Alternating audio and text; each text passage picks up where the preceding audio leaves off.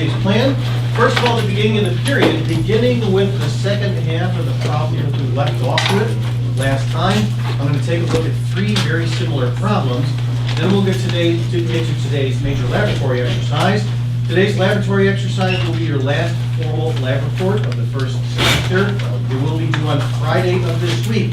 This will ensure that you will not have any homework for this class over Thanksgiving break, except for perhaps the extra credit reports, okay? All right, now, let's go ahead and take a look at the three problems today.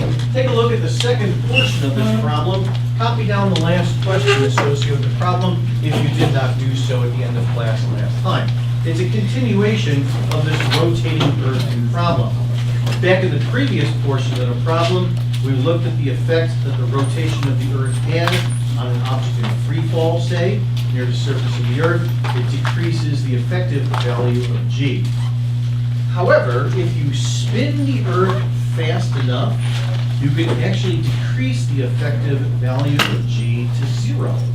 In other words, an object at the equator, if you spin the earth fast enough, could actually become a projectile and would then therefore be weightless. What exactly happens in that situation, I'll get to in just a moment, but let's first calculate it out. So the question is as follows. What period of rotation, so in other words, the Earth's new day, if you will, would be necessary for a person to become weightless at the equator? Now the situation here involving F equals ma is identical to the first portion of the problem, which if you remember, we did at the very end of class last time. We have a person standing here at the equator, so the center of the circle here where the axis of rotation is the center of the Earth.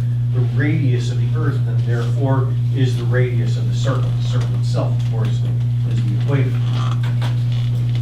And then as the Earth rotates, if you stand here at the equator, there's two forces acting on you, the normal force and gravity, but they don't cancel each other out. Remember, they add up to mass times acceleration from this expression here. And now what we want to do is see what happens to this expression if you imagine spinning the Earth faster and faster. So we're going to increase the linear speed v here of the person with respect to the Earth's axis of rotation. So as the right-hand side of the equation gets bigger, because the speed is getting bigger, this then means that the left-hand side of the equation has to get bigger as well. But the person's weight, the force of gravity acting upon the person, doesn't change. That's a constant. So in order for this left-hand side of the expression to be increasing, what has to be happening to the normal force? It has to be decreasing. In other words, their apparent weight is getting less and less if you spin the Earth faster and faster. So in the expression, as v increases, the normal force N decreases. If you spin the Earth fast enough, their apparent value of g, their effective weight, if you will, goes to 0. That is the normal force. Goes to 0. So I'm going to calculate the speed at which this happens, and then from there we'll calculate the Earth's rotational period, the Earth's new day, if you will. Exactly what happens in this situation I'll get to in just a moment, but let's just calculate it out. So I take my red equation here, and I then set the normal force equal to 0. That then reduces the expression to be the following. And then what I'll do in just a moment here is solve for the speed v.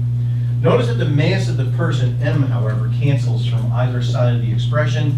So this basically means that everybody becomes a projectile at the equator at this speed. Now I'm going to find the speed itself, and then from there I'll find the period. In order to find the speed, cross-multiply the radius of the Earth here to the other side of the equation. I, by the way, wrote down the radius of the Earth here once again at the top of the board. And then I'll take the square root here of both sides to get the speed v by itself. After you do those couple of minor mathematical steps, you end up with the following. And so the Earth's linear speed, in order for this to occur, would then therefore have to be the square root of 9.8 multiplied by 6.4 times 10 to the 6th meters. This comes out to be about 7920 or so meters per second, which is just under 8 kilometers per second. So if we could spin the Earth fast enough such that the speed v becomes just under 8 kilometers per second, people at the equator would become a projectile. So imagine it occurring in the following way. You're standing at the Earth spins faster and faster, and you feel yourself get lighter and lighter. And then eventually, if you spin the Earth fast enough, specifically with that speed, then you would kind of rise off the surface of the Earth and you would become a projectile. What would literally be happening, by the way, is that you would actually be in orbit around the Earth while the Earth is rotating with you. And then from this number, I'm now going to calculate the period of the Earth's rotation. That's what's being asked for by using the following kinematics expression. Remember that speed is equal to circumference, in this case the circumference of the circle, which is that of the Earth, divided by the period. If I now cross multiply and solve for the period, I end up with the following. And so I'll take the speed that I just calculated, plug it in here into the expression, and then we can find the Earth's rotational period. It'll give us a number here in terms of seconds. So I still have the speed here in the calculator. Multiply by 2 pi r. Once again, the radius of the Earth is up on the top of the board. And I end up with about 5,078 seconds. So this would be the Earth's new day if we could spin the Earth fast enough for this to happen. To kind of give you an idea as to what this number is, there is 60 times 60, or 3,600 seconds in an hour. So if I divide out by 3,600 seconds per hour, it's a little bit less than an hour and a half. It's 1.4 hours. So if we could spin up the Earth to the point where its day would be about 85 minutes or so, that's what about 1.4 hours is, then everybody at the Earth's equator would become a projectile and actually end up in orbit around the Earth while the Earth itself is rotating with you. Imagine what that would look like, by the way. Half of that time is roughly 40 minutes. So imagine the time from, say, sunrise to sunset being 40 minutes long. You'd be able to actually watch the sun move across the sky. It would be moving fast enough across the sky for you to notice it. That's kind of a cute problem. Now, very much related to this, it's almost the same thing dynamically, are two situations involving roller coasters. Let's take a look at the following.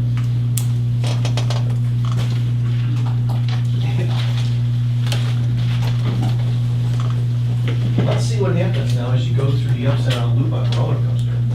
To some extent, I've already described this. I did so qualitatively when talking about the basics of Newton's laws, but now I'll actually calculate out what happens.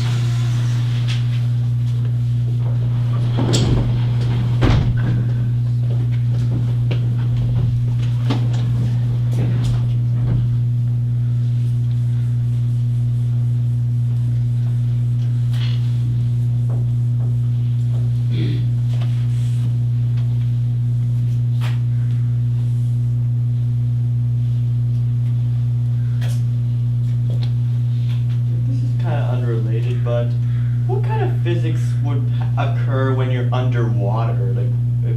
Fluid mechanics, buoyancy, for example. It's another branch of mechanics.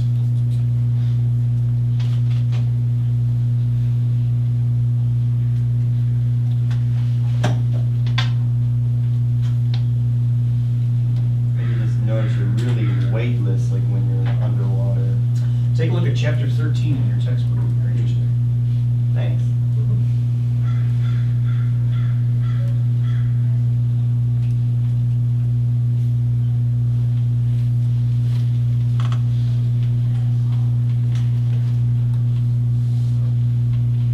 Okay, so an upside down loop on a roller coaster has a radius of curvature, I'll explain what that term means in just a moment, of 5 meters at the top of the loop. What is the minimum speed of a roller coaster cart at the top of the loop necessary to ensure that the riders do not fall out of the cart? So let's say that right here is an upside down loop. Here's the coaster cart like so at the very top of the loop. Here's a passenger inside like so. And at this moment we'll say it's moving with speed v, say in this direction. Now this is obviously not uniform circular motion, because number one, the circle itself is not a circle here, it's an upside down loop. And in addition to that, the object does change speed. As it's moving upwards through the loop, it slows down, reaches its slowest speed at the very top, and then speeds up on the other side as it moves downwards like so. So it's obviously not uniform circular motion. However, whenever an object moves over a curved path of some sort, you can always think of that curvature as being a portion of a circle. So then therefore there is a radius of curvature, as it's called, associated with that imaginary circle. So then therefore there is a centripetal acceleration, even if the object is not in uniform circular motion. So when I just walk around a corner, like so, you can picture the curved portion of my path as tracing out an imaginary circle with a radius of curvature. And then therefore, as I do move over that curved path, I have a centripetal acceleration. So centripetal acceleration doesn't just occur in uniform circular motion. It occurs any time that you have a curved path of some sort. So imagine the curvature associated with this upside down loop as like a circle. It kind of maybe looks, say, something like this. And there is right here a radius of curvature associated with this upside down loop. We're given that value here as 5 meters. Now, as the coaster cart here is traversing the loop, it does have a centripetal acceleration in this direction like so, vertically downwards as long as we're at the top of the upside down loop, inwards towards the center of this imaginary circle. And now there may be forces acting on the cart here in this tangential direction, such as friction, for example, but none of those forces that may act in that manner matter because they're perpendicular to the centripetal acceleration, which is vertical as long as you're at the top of the upside down loop. So then therefore, I only have to look at forces that are acting vertically upon the coaster cart or the person, that is in the radial direction. So off to the side then, the forces that act in this manner are as follows. First of all, of course, we have the force of gravity straight downwards, mg. And now, remember from the non-inertial reference frame's point of view, that is, say, a person inside the coaster, they would feel a fictitious centrifugal force, remember, away from the center of the circle. That would push them against the seat. This then means that the seat pushes back, downwards in this case. That's the normal force, like so. Once again, I'm drawing the force diagram, however, from our point of view outside of the ride from the inertial reference frame. And now these two forces here point in the same direction as the centripetal acceleration vector, which is inwards towards the center of the circle, down here somewhere, and now the forces add up in the following way. Both of those forces here are in the same direction as the acceleration, so then therefore I have mg plus n is equal to mv squared over r. And now I analyze this equation exactly the same way as I did with the spinning Earth problem a few minutes ago. In this case, however, what we do is we picture the speed v here at the very top of the loop as getting smaller and smaller. So if this number gets smaller and smaller, then the right-hand side of the equation gets smaller and smaller, and then therefore the left-hand side of the equation has to get smaller and smaller. The person's weight, the force of gravity, never changes. So then therefore what has to be happening to the normal force in order for this side of the equation to get smaller? It has to be decreasing. So in this case, as the speed decreases, then therefore the normal force decreases. Now I can actually demonstrate this very easily. Remember this pail demonstration that I had that was filled with water a couple of weeks back? I'm not going to fill it with water again, because in this case, what I'm going to do is spin the can slowly enough such that the string goes slack. And then if that occurs, then the can and the water inside will become a projectile. So watch what happens first of all if I spin the can like so, where I'm above the minimum safe speed at the very top of the loop. The tension in this case is some number. Think of the tension as being the normal force in our problem. But then watch what happens basically to the tension eventually if I slow down the can enough. So if I slow the can enough, like so, eventually the tension goes to 0, the string goes slack, and then therefore the pail and the water inside will become a projectile. So what we do is we slow down the coaster enough such that the normal force goes to 0. Just like in the spinning Earth problem a little while ago, we now see what happens in our equation when the normal force goes to 0. So when the normal force does go to 0, then we just end up with mg is equal to mv squared over r once again. Then cancel out the mass. That's no surprise at this point. So everybody inside the coaster cart, for example, would become a projectile at this moment, and now we're just going to solve for the speed v.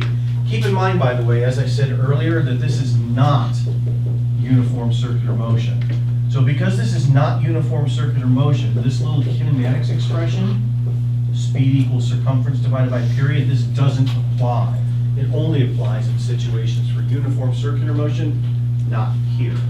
Frankly, that doesn't really matter anyway. because we're not gonna calculate a period. It's meaningless to do so in this problem. Instead, we're just gonna calculate the speed v.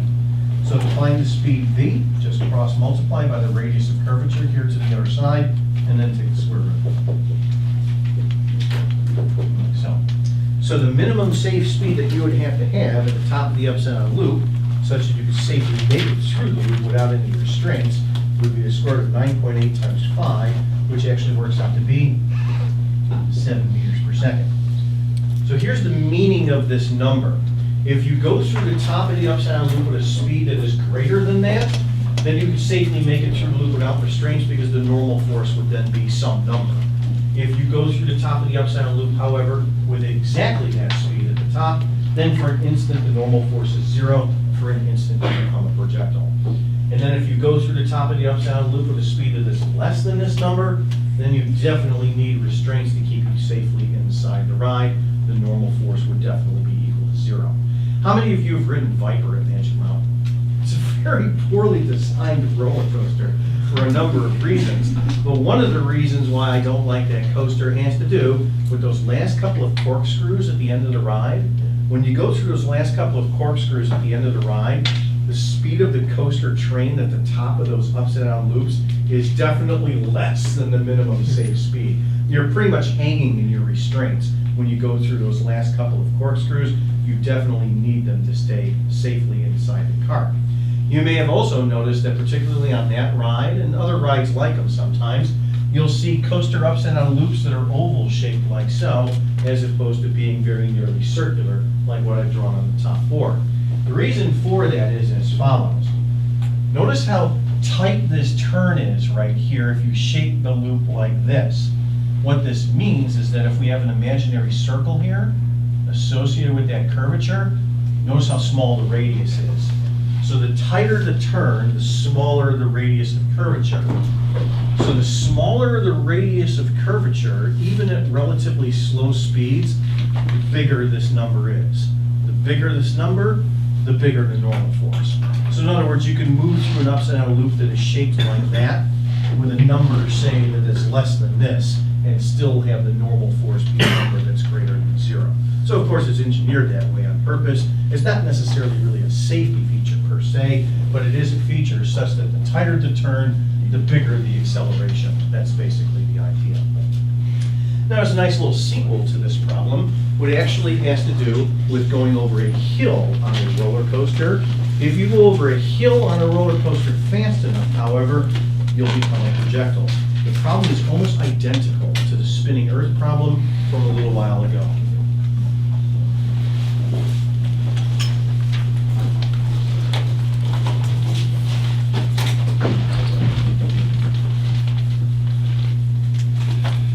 What you'll notice very quickly is that a lot of these problems kind of give you the same equations over and over and over. The reason for that is basically twofold. Number one, we're just using F equals ma. And the reason why we do get the same equations over and over is that dynamically the situations are all very similar to each other.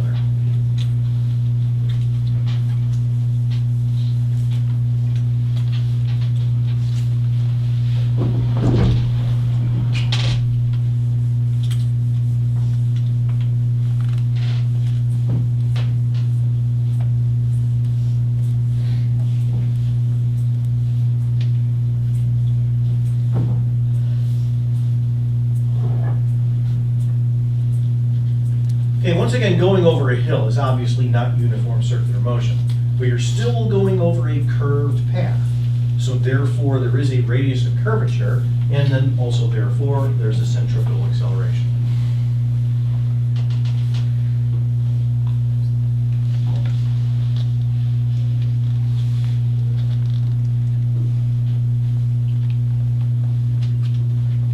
Okay, so we have our coaster cresting a hill. So here's a coaster hill, like so. Here's our coaster cart, person inside, and then once again we crest the hill with a speed v. And right there is a curved path associated with the top here of the coaster hill.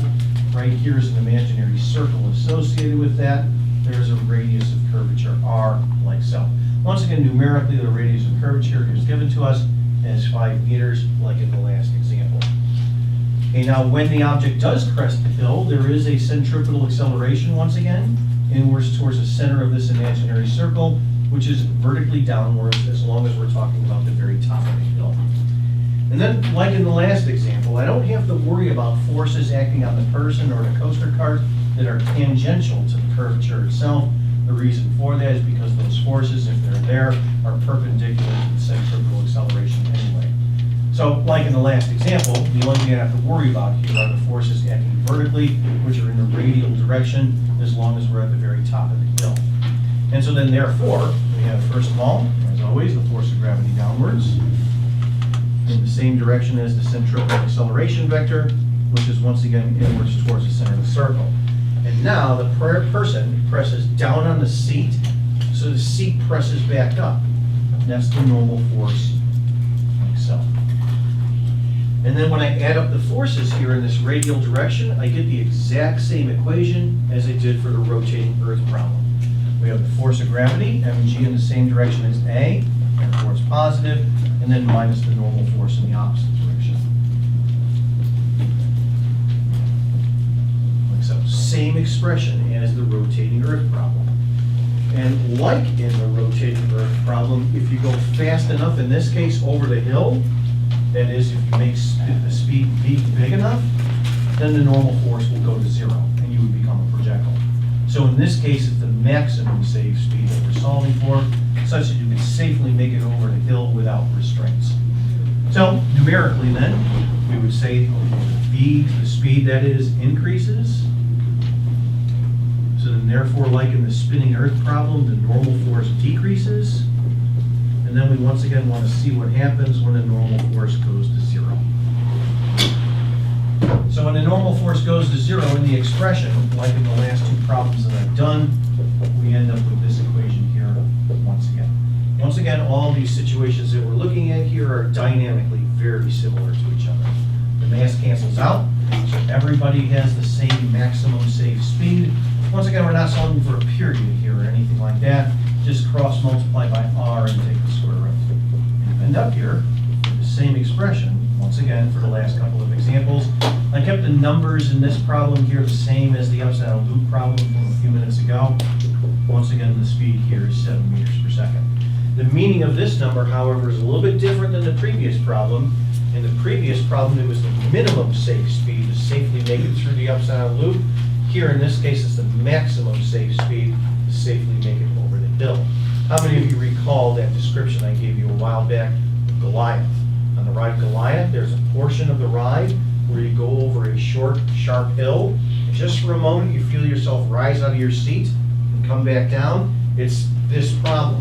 The ride's geometry, that is the radius of curvature, is engineered along with this specific speed, such that basically just for a moment, you feel yourself to become a projectile. It's engineered, of course, that way on purpose. Okay. Are there any questions about this example or the ones previous? Okay, very good. Let's go ahead and get to today's laboratory exercise. Do some racing.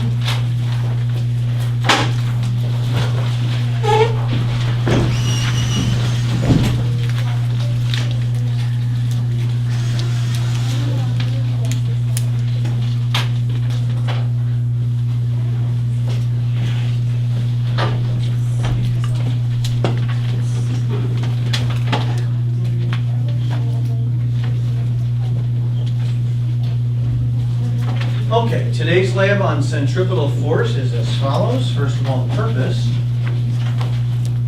Purpose is going to be to verify Newton's second law in this form. That is, verify F equals mv squared over r. And we'll do so by using a conical pendulum.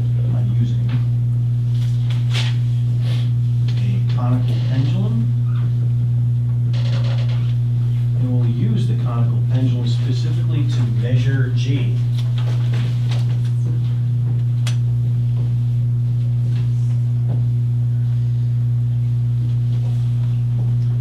Okay, now here is the theory behind the lab exercise. Recall the conical pendulum problem from last time in class. Remember, there's a specific way in which we draw out the geometry of the pendulum. We picture it in profile, that is, as viewed from the side. So right here is the length of string L associated with the pendulum. Here's the mass M. If you recall, the mass is unimportant. And then we are going to make the small angle approximation here in this example. So right here, if you remember, is how the geometry is drawn out.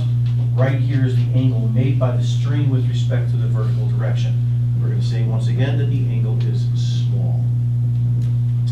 And then as the object circulates, remember the circle here on this diagram is perpendicular to the board. That would then say look something like this. Like so. So when the object is right here, it does have a centrifugal acceleration inwards towards the center of this circle. Okay, now I'm not going to rederive here in class the following equation, but we're going to be verifying directly this expression in our lab exercise. Recall this expression from the conical pendulum problem from last time in class. The period of the rotation is equal to 2 pi times the square root of L over G. I derived that expression in class in the course of doing this problem. However, in your lab report, I do need to see the derivation of this equation. You have to show that in the first section of your lab report. Some of you, by the way, didn't do that in the last lab report. That is, you didn't show the derivation of A theory, and you lost points because of that. You do have to do that here. So, once again, I'll remind you and emphasize it. Make sure that you show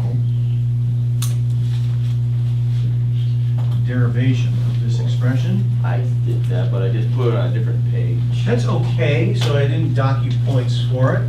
However, strictly speaking, it does have to be shown at the beginning of the laboratory report. So do make sure that you show the derivation. Now here's kind of the basic idea behind the lab. It's actually quite simple. What we're going to do is for pendulums of various length L is measure the period of the rotation with a stopwatch, and then from there we can experimentally determine what G is. That's the basic idea.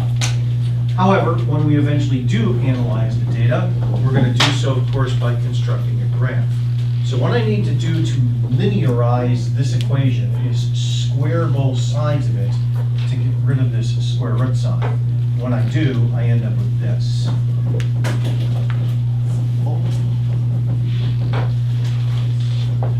So take a look at that carefully.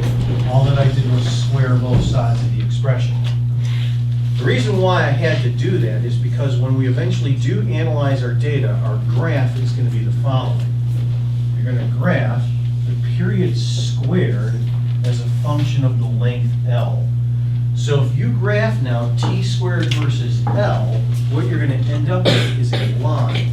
And the slope of the line is equal to 4 pi squared over G. So we'll get our line, find the slope, and set it equal to 4 pi squared over G. So we'll take the number, whatever it happens to be, set it equal to this quantity, cross multiply it a little bit, and then therefore measure G. That's the basic idea behind the lab exercise. That's the theory. Okay, now the procedure for doing all of this is actually very easy.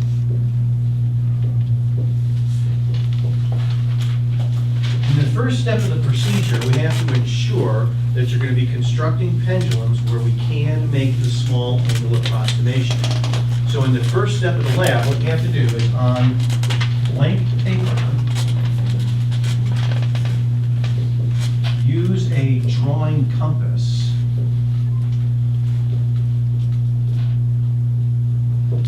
to draw a circle of radius 5 centimeters. Now the actual number itself is unimportant, but by drawing a circle that is small, this will ensure that we can use it as a guide for the uniform circular motion, such that the angle theta up on the top board is a small angle always. So here's a blank sheet of paper. You just draw a little circle like so by using a compass. Okay, then you're ready to start gathering data. You're ready to start conducting your trials. What you're going to do first, however, is you're going to start with a length L equal to 0.2 meters. And now here's what I mean by your length L. You're going to construct a pendulum first of all by just tying a piece of string to a washer, like so. And then the length L specifically is going to go from where you pinch the string with your finger, say right here,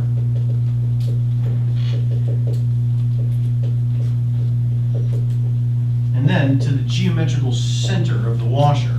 Think of the washer as a point, and the geometrical center, right here, then therefore, is gonna be the length L. And then what you do is you take your piece of paper here with the circle, and you're gonna use it as kind of a guide.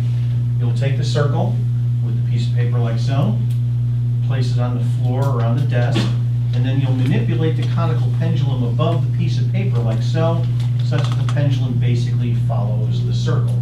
So it's gonna kind of help you get the motion. Here's kind of what I mean by that. I would take my circle on my piece of paper, I'm just gonna put it on the floor like so. I would take my pendulum, just stand above it like this, and then manipulate the pendulum such that I'm basically following the circle in uniform circular motion. If you do this, by the way, by looking down on the pendulum as I do, once you've got the motion, you barely have to move anything at all. However, if you try to do this while holding the pendulum from the side and doing something like that, I've noticed that people have a tendency to wave their hands around like so while you're doing it. So the easiest way to manipulate this is basically to just look down on your circle like so by using your pendulum in that manner. And then, once you've got the motion, following the circle as a guide, one of your lab partners then, which is a stopwatch on your smartphone, you want to measure the time for 5 revolutions.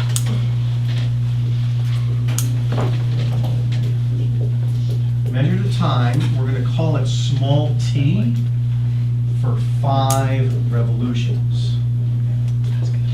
You want to make sure that you count the revolutions very carefully. Believe it or not, this is a very easy mistake to make.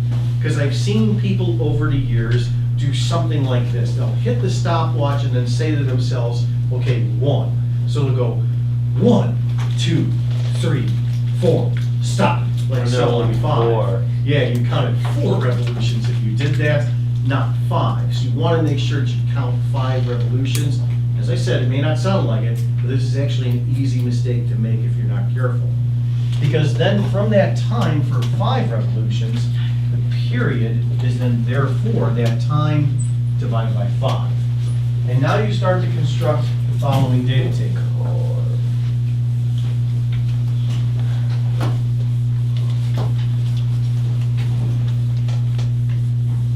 Okay, your data table is going to have 4 columns. Okay, the first column is the length L in terms of meters. Then the time that you measure for 5 revolutions in terms of seconds, measure out to the nearest hundredth of a second. Then take that number, divide by 5 to get the period, but then eventually for our graph in the last column, take the period and square it to get t squared, like so. You're going to do this process for 5 total trials. Lengths for the pendulum, 0.2 meters, 0.4, 0.6, 0.8, 1.0. Once you have all of your data tabulated, once you have the t squared calculated, then you plot the following graph. So you're going to graph t squared in terms of seconds squared as a function of length L in terms of meters. Okay, estimate a best fit line as always. And then from there, we need to calculate the slope. Okay, let's call the slope m, like in y equals mx plus b. Once you have that number, just call it m. What you then do is set your slope equal to, in theory, what it should be, which is 4 pi squared over g, what we're going to call g experimental.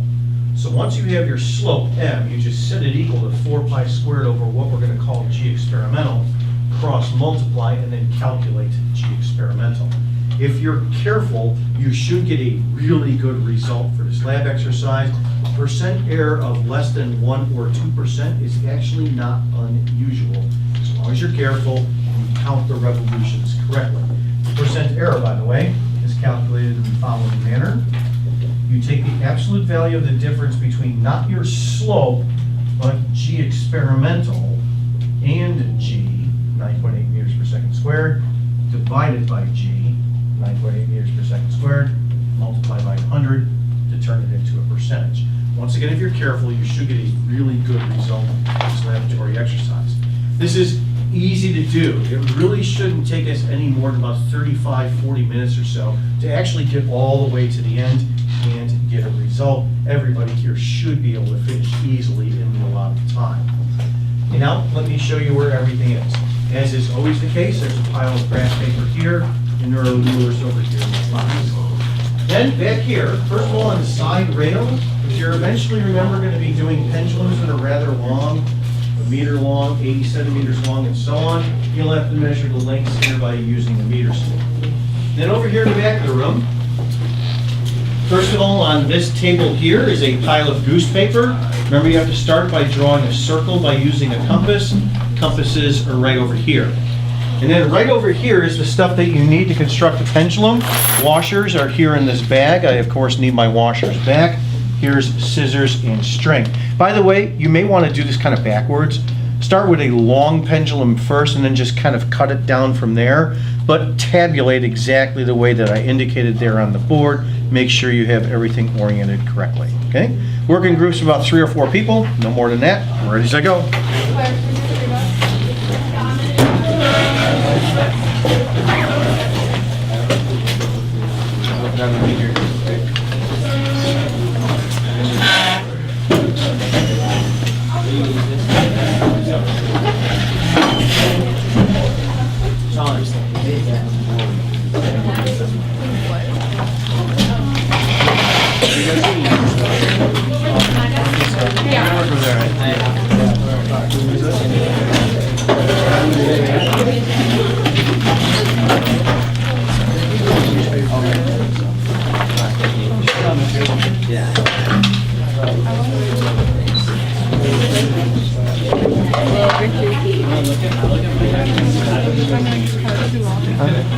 Jason, can you grab a meter stick?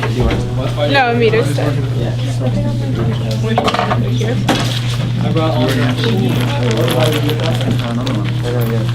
Hey Sean, you with us? Oh, no, I'm just. Yeah. We're working.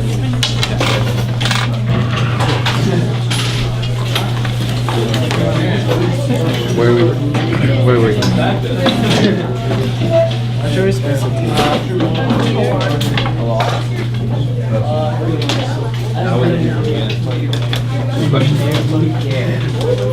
Learning how to get Sangeet, step up.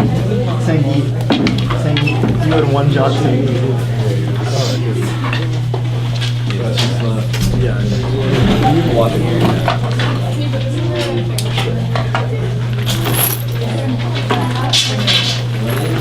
I feel like we should just take a try.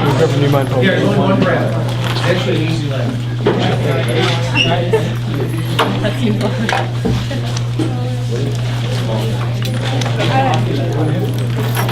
Raise the 5 Hi, seconds. I want you to do a small circle around making sure the small window is. Don't use the scale it's on. It doesn't matter how long it takes Circle? Yeah, he said 5 Yeah, 5 centimeters. for radius. Yes. Yeah. Do we have a washer?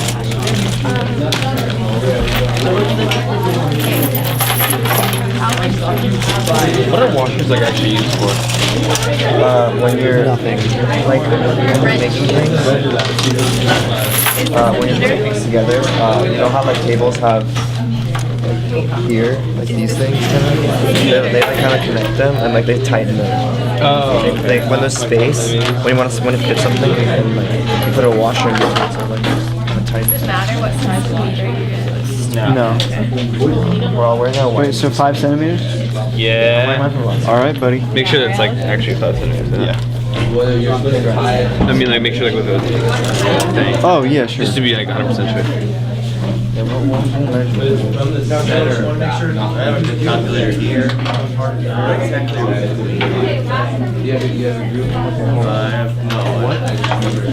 Is this too big?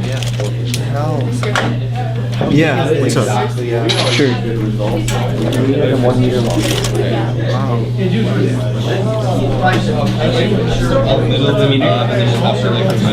It should be a little low. exactly 5. You'll want to have someone with good hand-eye coordination. You need to use like multiple. Make sure that you count 5 revolutions. As I said, that's actually an easy error to make. That's a lot more than 5. It's like 13. confused. What does this mean? How many inches? How many centimeters?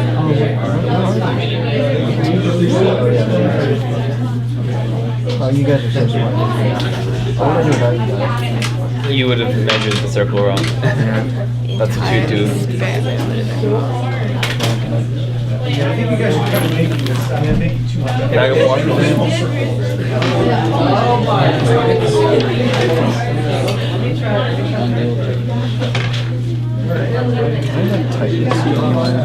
guys are aiming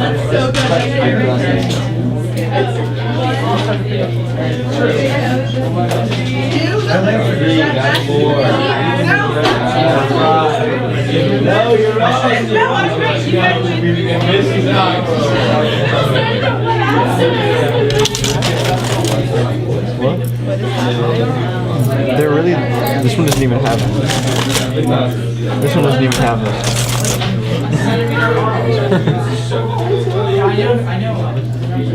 What about the plastic one you held up? Yeah. What? Oh, I don't want to use this one. It's not classic, but it still works. What? I thought you said you're so chemistry. Chemistry right now. No. Yeah. I like them a lot. I like them a lot. No. I really think Yeah, I can tell. Compasses. Never mind. it's honestly Is that 5? who cares, Sandy? Yeah, it's you, Sean. Sean. You just do something on your own for once. Why you always? I'll be there in a second. No, Obviously not. Where is this plastic God. one? No, that's a dumb one. Is this the, no, that's the sexy ass one. Where'd you get the There's a box that was like, they had right there. They're right there.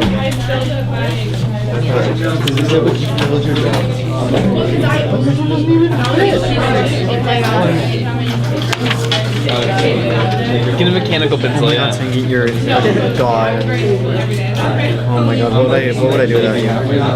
Again, you would not have drawn a circle.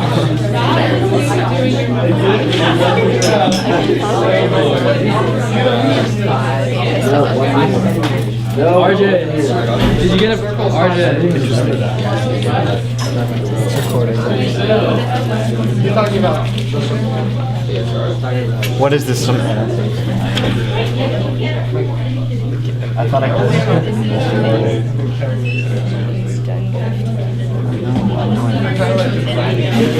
You don't have to remind me. I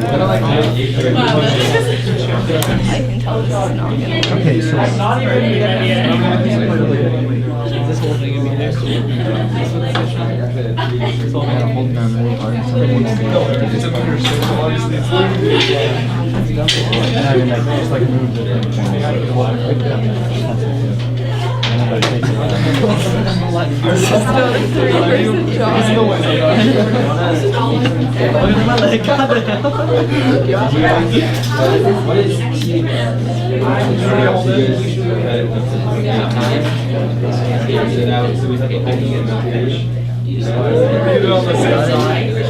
Oh yeah. The complexity of drawing a circle right there. It's teamwork. Wait, what? Alright. Yeah. Like science. Plastic ones don't. Okay, guys, let's go. Oh, I like that. Gosh, you're better. It looks way longer than 1 meter. It can be longer. Yeah, you're tired. It's like 2 hours. That's alright. I mean, don't cut it straight at a meter though, because like you need space to tie it, space to adjust it. It's like I kind of really want there's to. good plenty of space. Yeah, another meter. Fuck that. Come on, man. Fight. I kind of.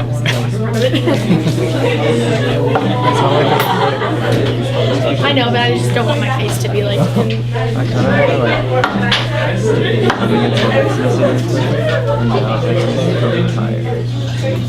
Too long. It's too far away. Like 3 weeks is too much. 3 weeks is too much. Let's see if I go in the middle. Whoa, time, guys. It's not working. It's too long. It's too much to handle. Guess what? Shit. Alright, so we're doing 20 Jacob, let's get it. feet shot. Wait. Alright. To the center of that thing. To the center of that. It's like to the down. Wait, I mean like I can just. No. We're doing the meter one first. Oh, we did the meter first. So someone. Can someone cut it? Just hold it. It's wherever you're that should write me out. Someone want to measure it again? Really, that's not me. That's what I'm saying. I'm sorry that I'm a good scientist. Alright, just put this on the floor. Now I did it. Who wants to do the stop? Watch. Let's measure it one more time. For scientific accuracy. Oh, so good. Yeah, Alright, I'll Are you guys ready to decide? you got it? Hey.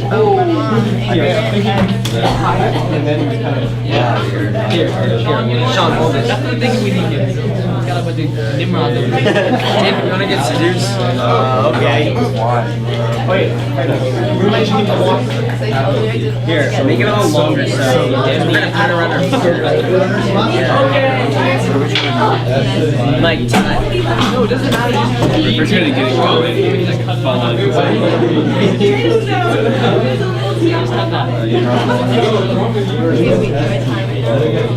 Jacob, you get a washer? You get a washer? Washer.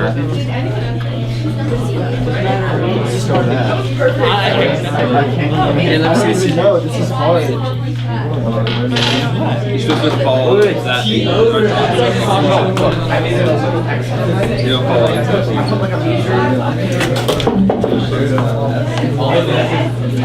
You don't need to just tie it.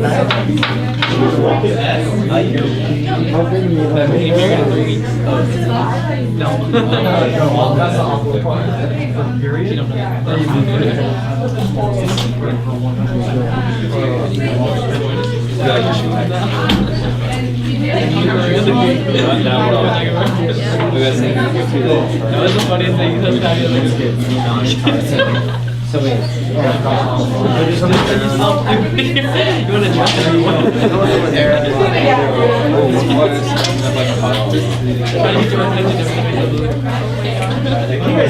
So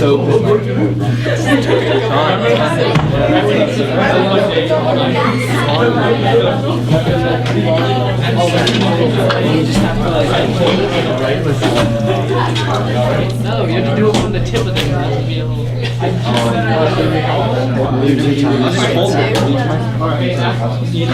Sure. Hey, so wait, how do I do it? I just like follow in circles. I don't really. Jacob, how do I do it? Just go around the circle? Yes. Okay, I'll do it. You have to time it, right? Yeah. So do I have to count how many revolutions? First, get it going. Oh my god. You have one job. You know what? You're doing like a 45 Ready? Okay, No. no. Now, see, look at this. You would have had it. No, You're trying to that's all it's set. Okay, go. That's a little off center.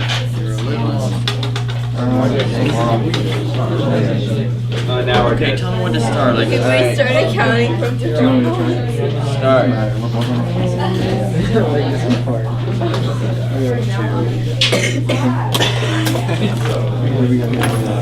It'll take 45 minutes. 5.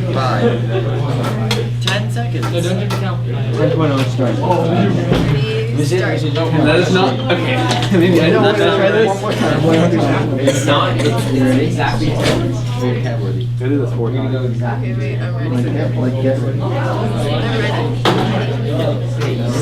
No, stay with it. ready. Go. Let's just calculate everything. Alright, just stand like nobody. Let's just calculate everything.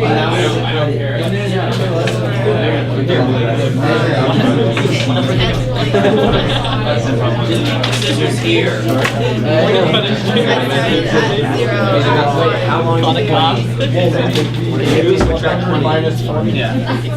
And now we can divide that by 5 and 10.10 will work.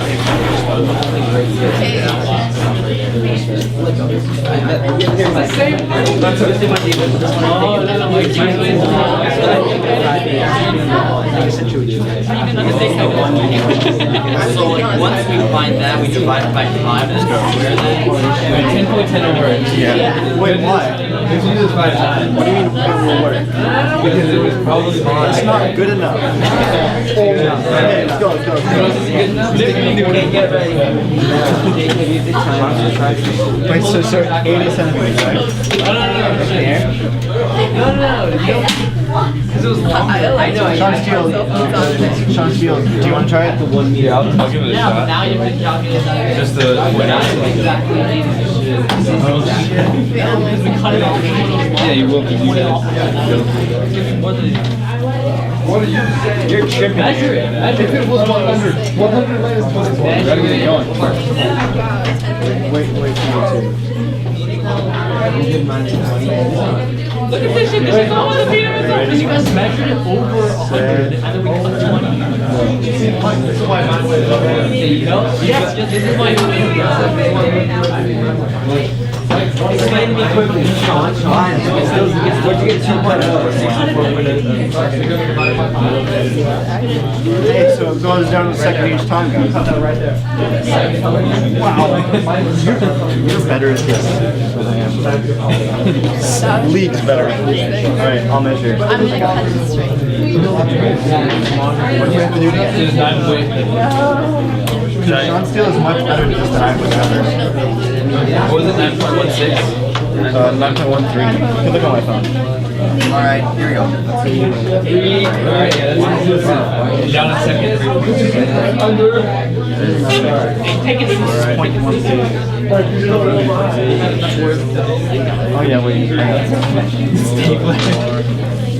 5.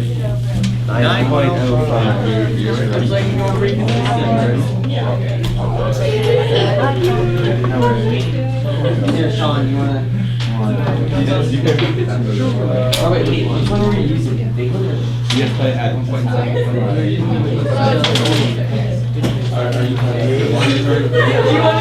Did you get that thing? I'm at 8.8, but I started like.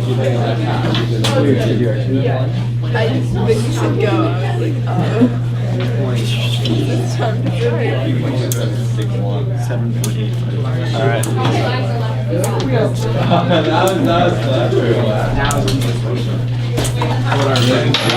We're not friends with anyone else. Who had that on? Sean did. I got a double Obviously,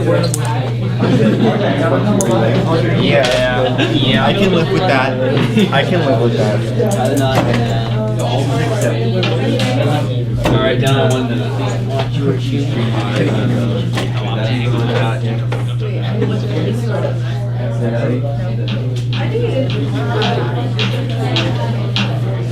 I wish the T equals 2.5. Ready? 20 minutes.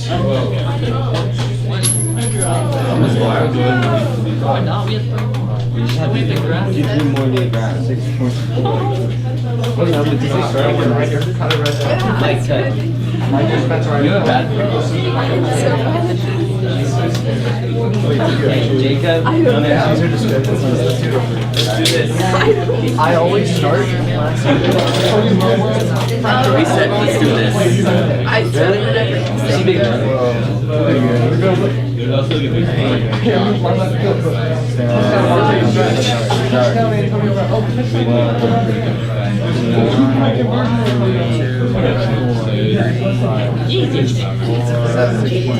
Five. 7.7. You started one. I mean, no, we didn't start at 0. I said go, and then when it reached the point, we started. We just discussed that. Alright, 6.4. 6.4. Yeah. Yeah. It's in pen on my Or 2.272. Oh. You're the measuring. What happened? Bro, it was so bad. Like no one was turned on. It was like Michael, cut it. No one was Jacob.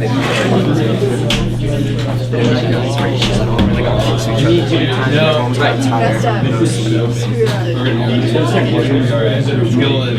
Everyone was like, oh my god, I had so much fun. Like me and a couple other people were just like, what the hell? Yeah. Like most people were like, wow, it's so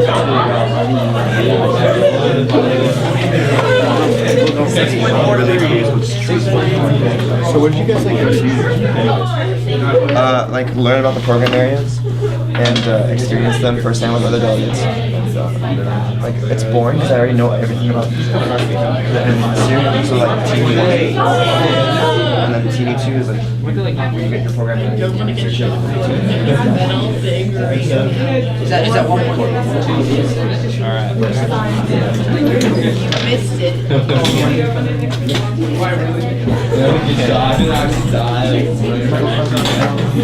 It's the shoe. See if my friends.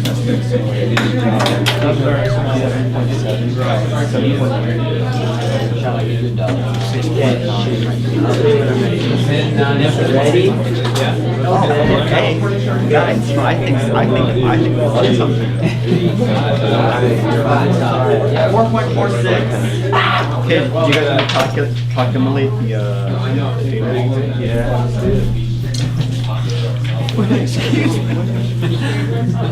Okay, notice how it's supposed to be like this. No, that's something I can get on board with. Or any more.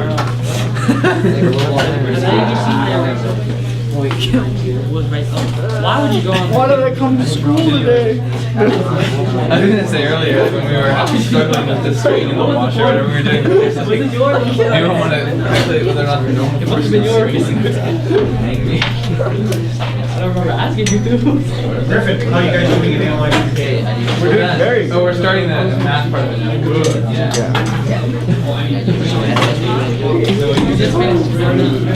No, I just 15 minutes.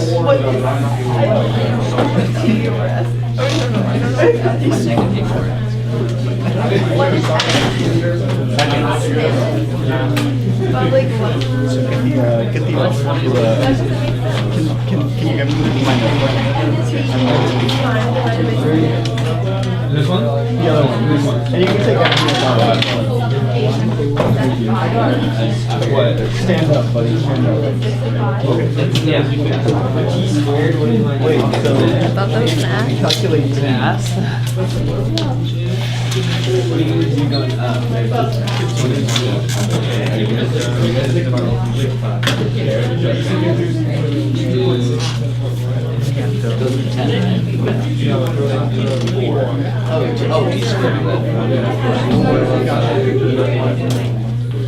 I think I switched up. and we square it.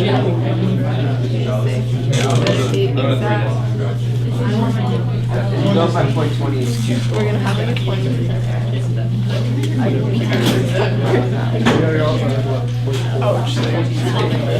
You know what? want to bring all the things and into it. It's actually not that bad. So 0 went to good one. So I can see. I'm ready. I really want my mom to come here.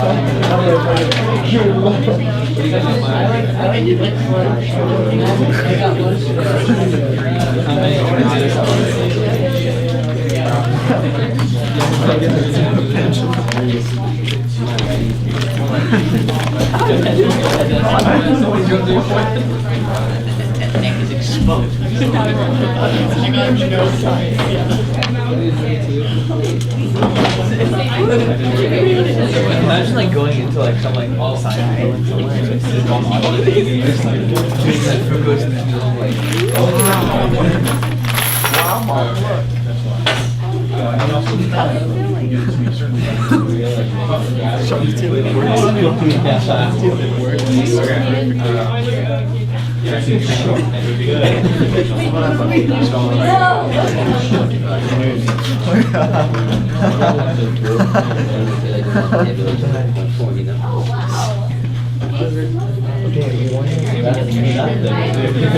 What? My multicolored pen, like I was literally just doing like 5 minutes ago.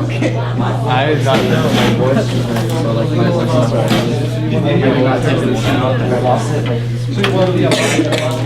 Like, you just want to show the scales. You can't continue if needed, but not. I'm really tired of Euro. 15 hours was a nice break yesterday. You already got like 15 hours on the day. 15 hours. At one or in one? In one. In one. In one. So you were ice skating for 15 hours. No, I You didn't was. stop and you didn't take I a was drink. I was doing off and on ice for 15 hours. Wait, really? Yesterday, I had a competition That sucks. and I had like monitoring and like Monitoring how you by monitoring. Wait, what was? coach heading. Like actually, what? Like the blade guard, there was like snow shows. He's like the crazy training guy.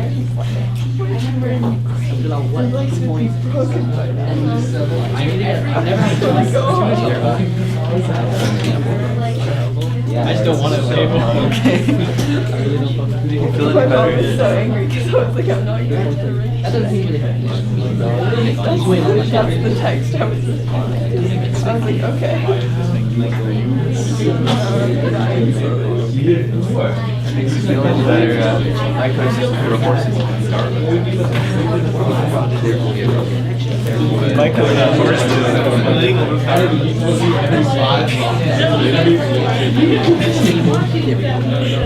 Peter's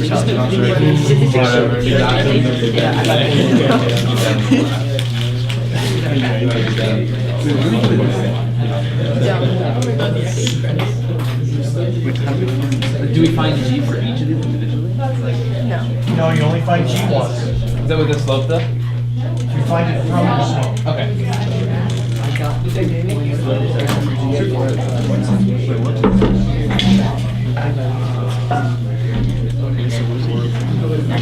like the new 10 minutes.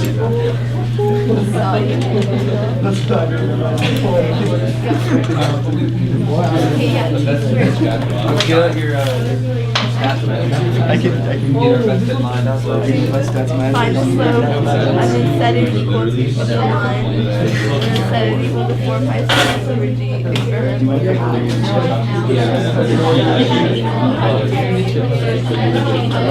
So what's What's the first one? 2.7.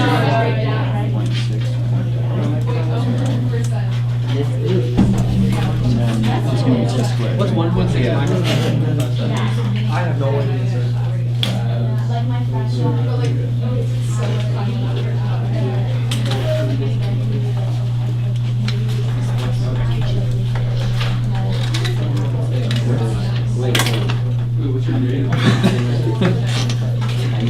I was stuck at the bottom. How do you get G experimental? You set your slope to this. 4, 5 squared, yeah. Then you cross multiply. Well, like, you can't say that. I got 4.015. What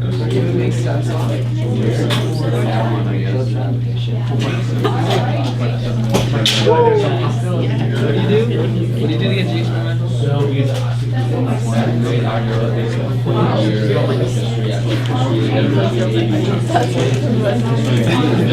What's her?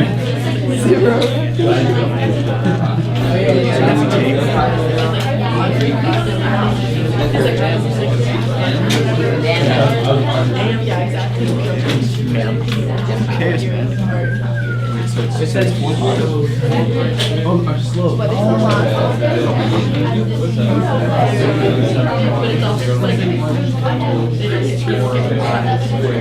my gosh, yes. 9.6. Oh my god, guys, that's so close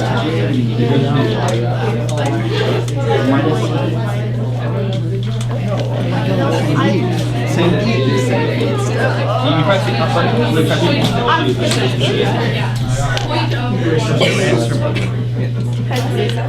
No, one person. Guys. No,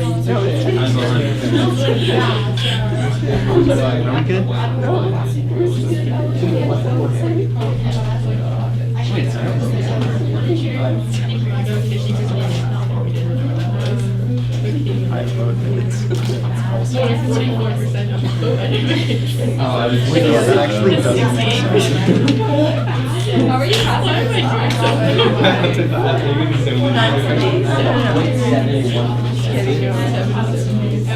RJ, 0.7%. What a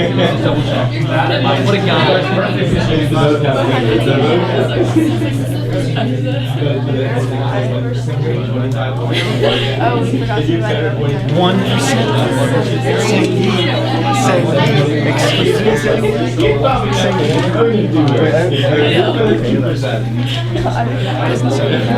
I don't know. Like actually hits you. I like it. You use it for do you want to skate in college? I don't know. The second you get away from your phone, you're just gonna stop. Don't do any sports in college. They both do sports in college. I mean, I feel like skating already owns you. I read my college degree and I was like, oh, I know what I know about skating. Like, yeah. I was like, that's all I do. My whole life. Skating. Oh. Yeah, I know. I would help you back to for how long? You got it.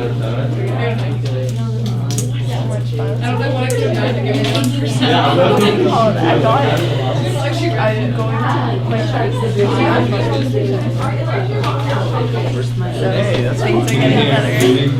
Last year. 6 of the 20. Where are you going? You're all on the US team or you're on like your I'm on. club as well? Yeah. I just studied, but I've never done So if you can write that space,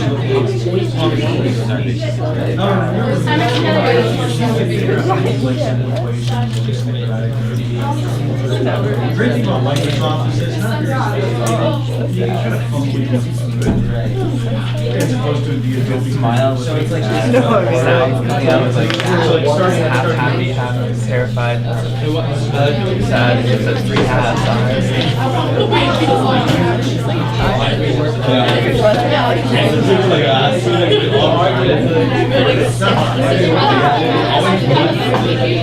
If you, RJ, if you go up to the upper left where it says search,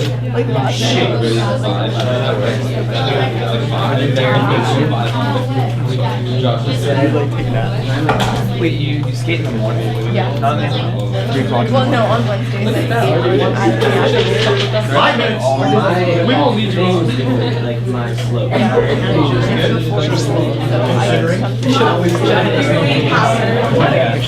feel you there. I have morning practice. Like, I thought it would have been like split half and half. I saw her on. All this. Did I go to college?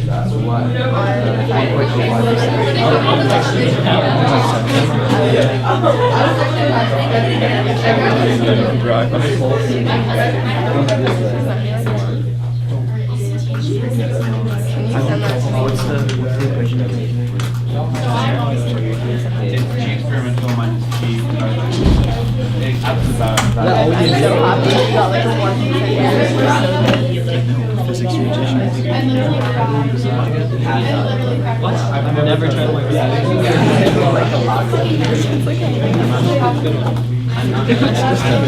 You're only suicidal. Maybe that's why I only have 34.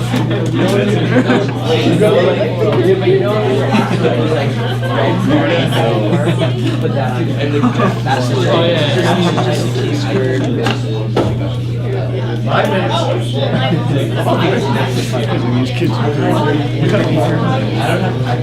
Over the course of the last few minutes, here, to make sure that you cleaned up by putting everything back where you need. I need my washers back, so cut away the string from the washers. Throw away the string. I'll need meter sticks and rulers. Sword fight? Oh my god, please. Wait, where's another one?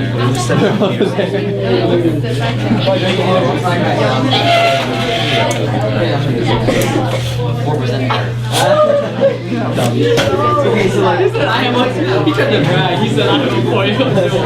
We have a point. We just put these strings, 2 meter strings. Yeah, that's I put it in the back. I put it in the back.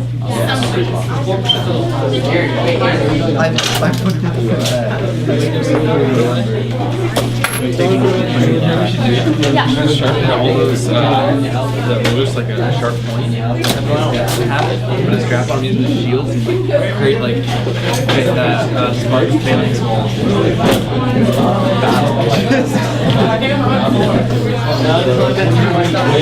Whoever's still alive, the other team's all dead. what?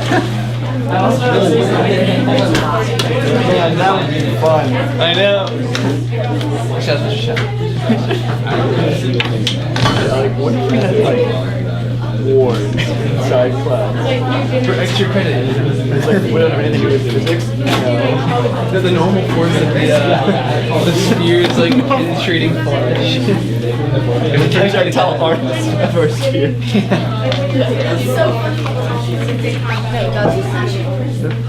200% error? No, not us. I'm doing Maybe you said you converted something incorrectly or did something.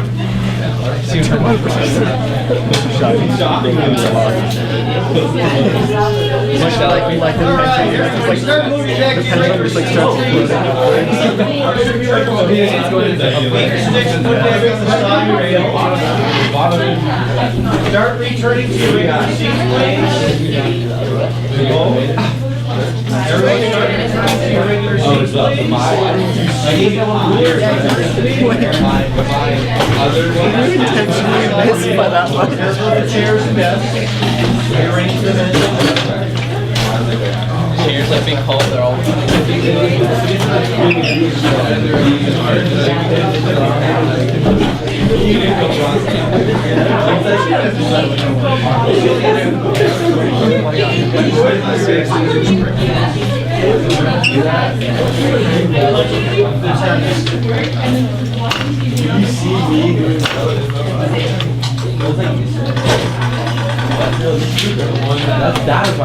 All right, everyone, return to your seats, please. Once again, I need rulers and meter sticks put back where you are.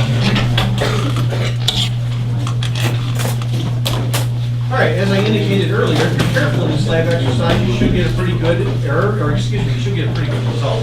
That is, you should get a pretty low % error. However, there are a couple of minor things that go wrong. First of all, you're using a stopwatch, therefore there's a little bit of measuring error on your part associated with it, due to the reaction time. Those of you that may have poor hand-eye coordination may have had a little bit of trouble maintaining the uniform circular motion while you were measuring the time, but these sources of error here are minor. It's usually this third source of error, it's usually the big source of error. Once again, I try to emphasize to you the importance of really keeping careful track of how many revolutions you are counting. If you did count the revolutions correctly, you should get a pretty good result. However, you end up with like 20 or 30% error, it's probably because you miscounted the revolutions. So, it's a formal lab write-up, remember. It is due not next time in class, but Friday of this week, worth 35 points as always. It's the last lab report of the first semester. Are there any questions about the lab? Okay, good, very good.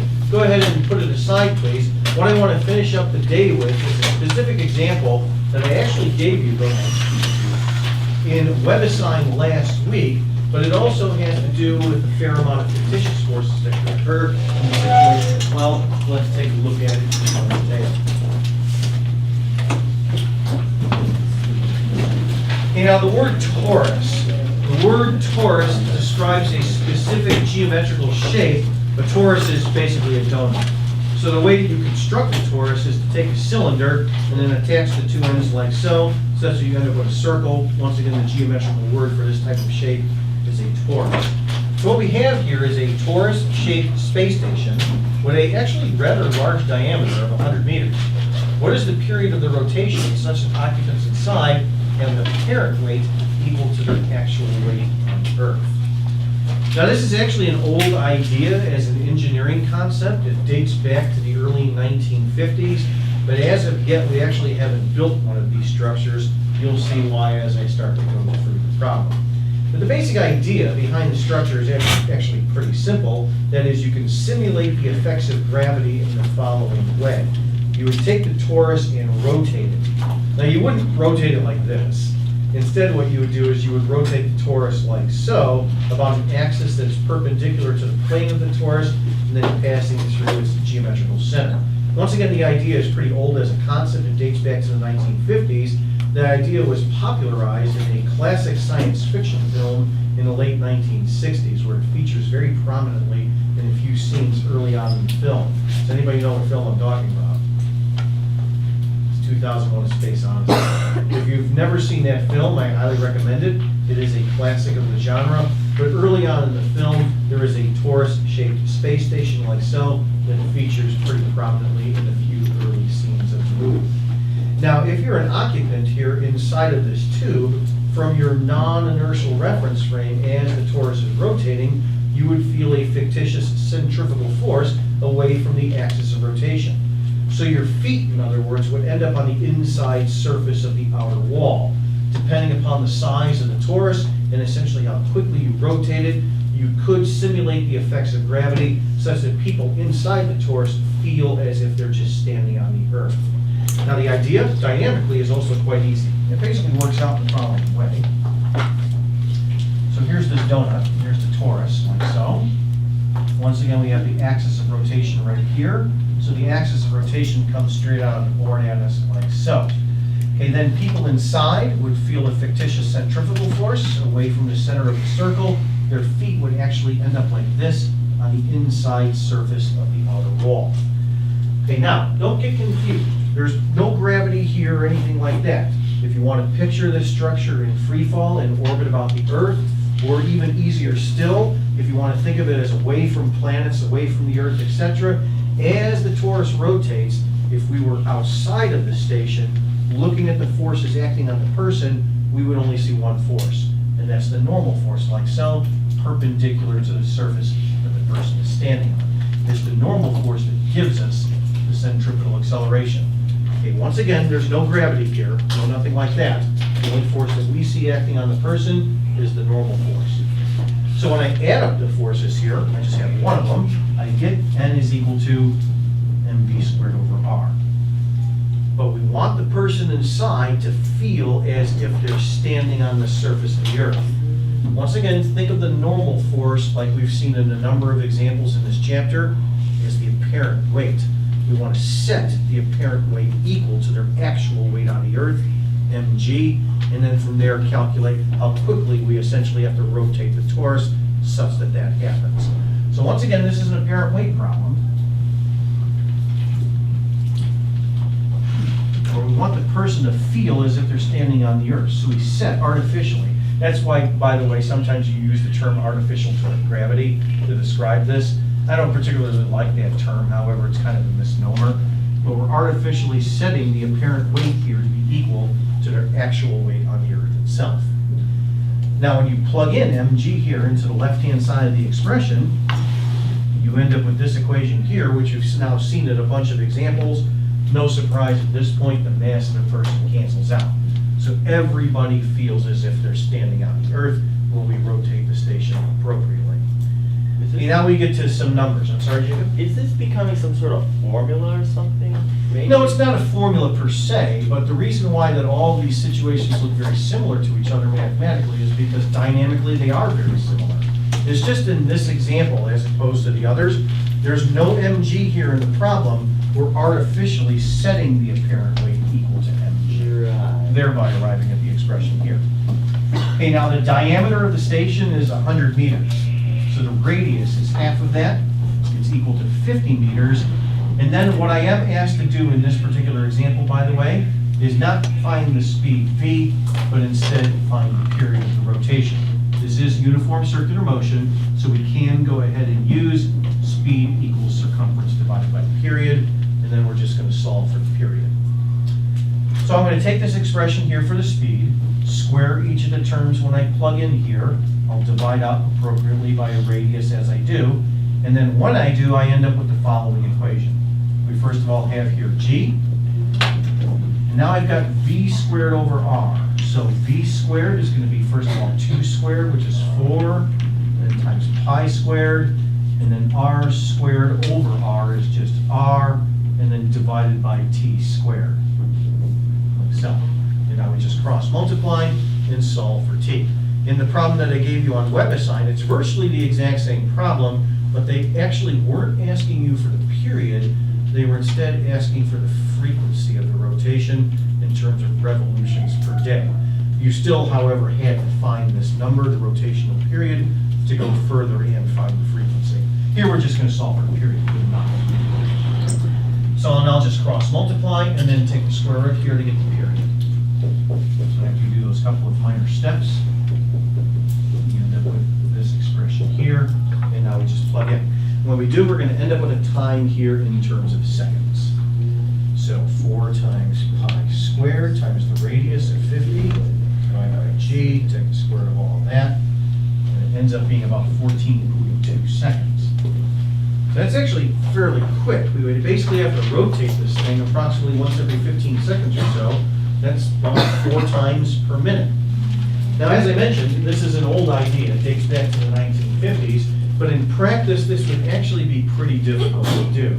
Because first of all, the space station itself in this example has a diameter of 100 meters. Imagine a donut, 100 meters in diameter. That's huge. To give you an idea as to exactly how big that is, the distance from the back door down the hallway to about the middle of the faculty parking lot, that's about 100 meters. So imagine a donut that has that diameter. If we were to build such a structure, there's no way that you could build it on the surface of the Earth and then launch it up into orbit. It's just way too big. So if we were actually going to do this in practice, it would have to be assembled in orbit. And then once you do assemble it in orbit, then you would spin it up like so to uniform circular motion. But the idea has been around for a long time. There are actually right now a number of private companies like SpaceX that are investigating a means of perhaps building one of these things, putting it up into low Earth orbit, and then like turning it into a hotel or an amusement park or something like that. Because regardless of how difficult in practice this may be to do, the possibilities associated with it are actually kind of interesting. For example, let me give myself a little bit of room here. What you could conceivably do in such a structure is like put multiple floors in it. You could, for example, have multiple floors within the tube like so. So notice what happens in terms of this portion of my algebra. Notice what happens to what you're feeling if you change the radius of the circle. So in other words, if you get closer and closer to the axis of rotation, what happens to the amount of g that you're feeling? It decreases. In other words, if r decreases, g, what you're feeling, decreases. So yeah, you could have a floor here where it feels as if you're standing on the Earth. But if you get a little closer to the axis of rotation, you could have a floor here where it feels as if you're, say, standing on Mars or standing on the moon or something like that. So you can change people's experiences that way if you wanted to. And then incidentally, what would happen, that is, how much g would you feel if you were right at the axis of rotation. In other words, if r is equal to 0, the g that you would feel is equal to 0, and then therefore you would be in free fall. So what you could do if you wanted to, is you can maybe like put a room there at the axis of rotation and turn it into like a free fall gymnasium or something like that. That would be kind of interesting. Hey, now also with such a structure, all sorts of strange fictitious forces could occur. How many of you noted some of the fictitious forces, by the way, that they showed in the frames of reference film that I had you take a look at over the weekend? You would start to see some of those same forces. You would see it in the following way. So imagine this. Imagine you build one of these structures, you're standing in this room, and it feels as if you're just standing on the earth. Let's say if the room is a basketball court, and then somebody hands you a basketball, and they say, okay, it feels as if you're standing on the earth, go ahead and play basketball. Would it be a normal game of basketball, even though it feels as if you're standing on the earth? It would be rather strange. It would kind of go something like this.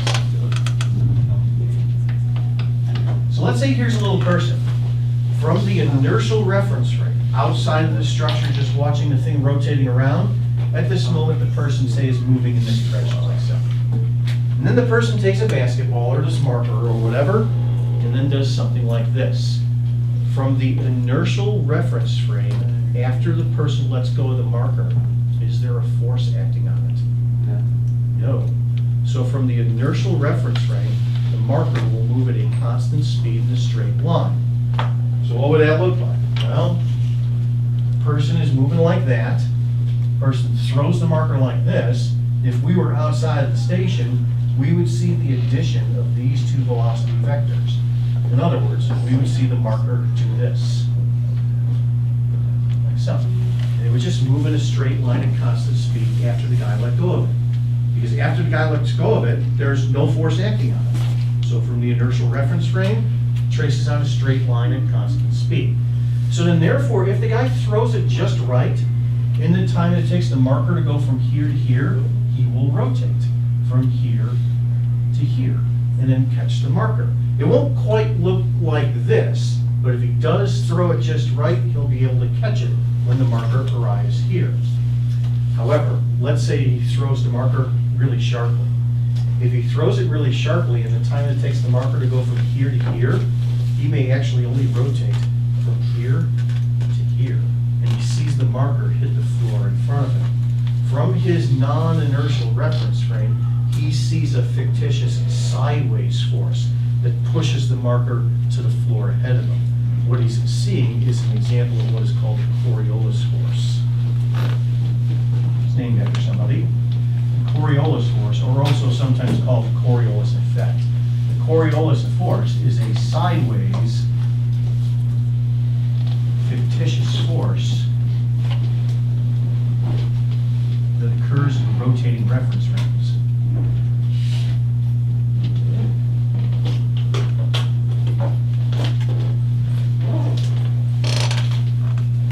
It was depicted very nicely in the frames of reference film in the following scene. Remember that scene where they're sitting at a table and the camera focuses in on them, and one guy pushes a puck to the other guy and apparently does this like so across the table and then comes back to him. That was the Coriolis force that you saw. Because when they pull back the camera, they then showed the guy sitting at a table that was in a rotating reference frame. And then as they showed from above, when one guy lets go of the puck, it just moved at a constant speed in a straight line. But from their point of view inside the rotating reference frame, the puck apparently got pushed to the side. They were seeing the Coriolis force. The Coriolis force, by the way, also shows up here on the Earth. I'll describe that to you in just a moment. Before I do, however, let me just finish the description here. Let's say that the guy tosses the marker really softly. If he tosses it very softly, in the time it takes the marker to go from here to here, he may rotate from here to here. So he would see the Coriolis force from his point of view, push the marker behind him.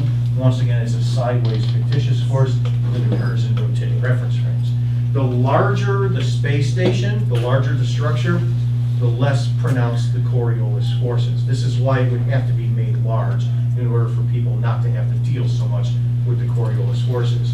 But even so, just on a relatively small scale, even 100 meters in diameter, it would definitely be a very strange game of basketball. So imagine the possibility with sports, imagine even games like billiards and stuff like that, would be a very different experience in a structure such as this as opposed to being on the Earth. Now, speaking of the Earth, here's how the Coriolis force works on the Earth. The Earth's rotation is subtle. So because of that, the Coriolis force is only noticeable over relatively large distances. It has to be corrected for example, when projectiles are launched more than a couple of miles. It has to be corrected for when airplanes navigate from one airport to the other. The way that it works on a rotating reference frame that is, in this case, a sphere, is the following. Let me face North America towards you like so. Remember that the Earth rotates from west to east, so it's doing this, like so. Now take a look at, say, Canada and the United States. Which portion of North America is moving in this direction faster? That is the southern portion or the northern portion with respect to the Earth's axis of rotation? The southern portion is, like so. So if you're closer to the equator, you're moving faster in that direction than, say, to the north, relative to the axis of rotation as the Earth rotates. And then let's say you start here in the south, and you launch a projectile to the north. Your starting point here has a faster speed in this direction than the north does. So then therefore, when you launch a projectile from the south, it already has a great amount of speed in that direction. So then therefore, from the surface of the Earth, a rotating reference frame, you would see the projectile get pushed to the east. From space, you would just see the projectile trace out a parabola. But it's basically the Earth is kind of like rotating out from underneath that parabola as the Earth itself is rotating. But from the surface of the Earth, a non-inertial reference frame, you would see the projectile get pushed sideways to the east. It happens backwards if you launch from the north to the south. If you launch from the north to the south, here in the north, you're moving more slowly in that direction than the southern portion is.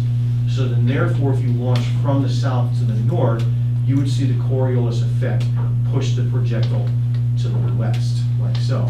This is only noticeable over large distances. It's noticeable with navigation. It's noticeable in launching projectiles more than a couple of miles. It most prominently shows up, by the way, in the rotation of weather systems. In the northern hemisphere, because of this, you're always going to see weather systems rotate counterclockwise. In the southern hemisphere, it's backwards. In the southern hemisphere, everything rotates clockwise, like so.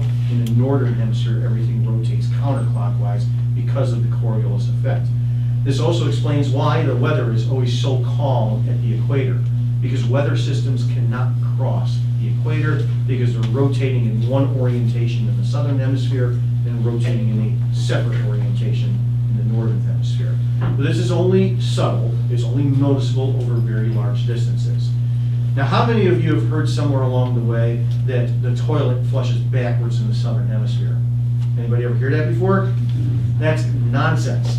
The reason why is because if you could see the Coriolis effect over the size of a toilet bowl in your bathroom, you would have trouble standing in the bathroom because of the Coriolis effect, never mind flushing the toilet. Because the Earth's rotation is subtle, you're only going to notice this over hundreds of miles, for example, with weather systems. You're never going to see it with the rotation of water in a toilet bowl. Which way the water flows in the toilet has to do with which way the jets are pointed when you actually flush the toilet. It has nothing to do with the Earth's rotation. Take a look here at the agenda board. So there are two things that are due here at the end of the week. There's this week's web assignment, it's short, it's only 4 problems, and then today's lab. The lab report is due on Friday.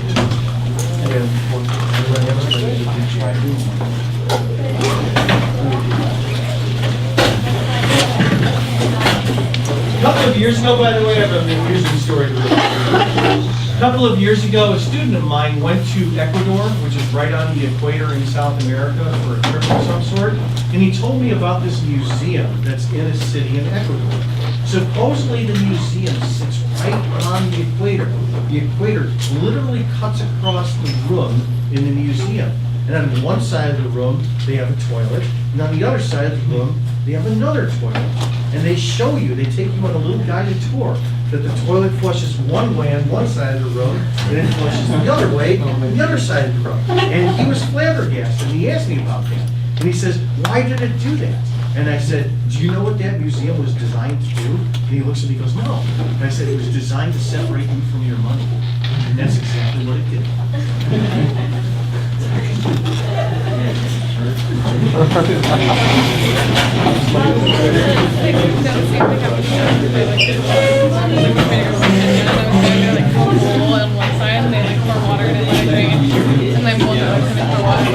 But there's like literally like divots in the bowl that force the water in that direction.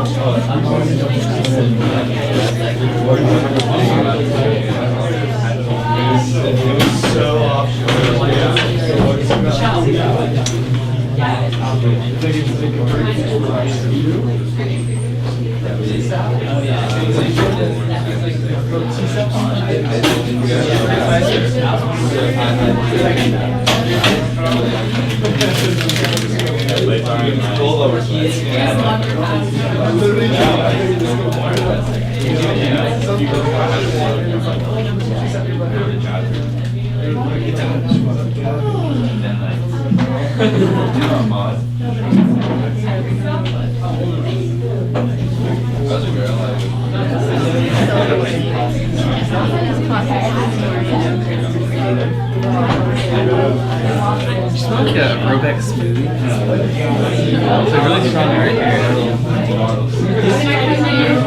I don't know, it sounds really good. I really want